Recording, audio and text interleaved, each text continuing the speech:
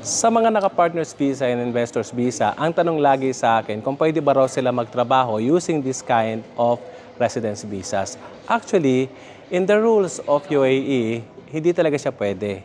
Pero for some companies na nangangailangan ng serbisyo ninyo at gusto nyo gawin kayong consultant based on your skills, well, pwede naman po, pero lalabas lang siya as consultant.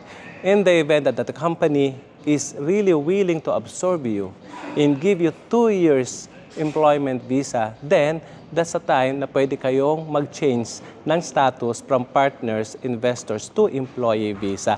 Again, that is an option. So, yung sinasabi niyo sa akin na hindi siya pwede magtrabaho, still, that would depends on your skills, on your degree, on your requirement based on the companies na nangangailangan ng inyong serbisyo. So, yun lang po mga kaibigan. Huwag niyong pahirapan ng inyong mga sarili.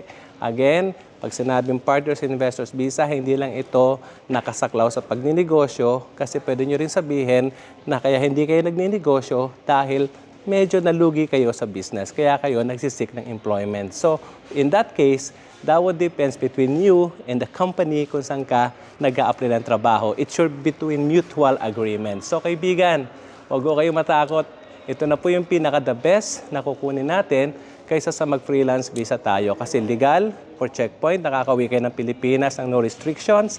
Pwede nyo pang madala yung mga pamilya dito at may sponsor under that visa. So what are you waiting for? For more details, mag-message po kayo sa Great Vision Business Consultancy at matutulungan po namin kayo with this complete details about this kind of visas. Tara!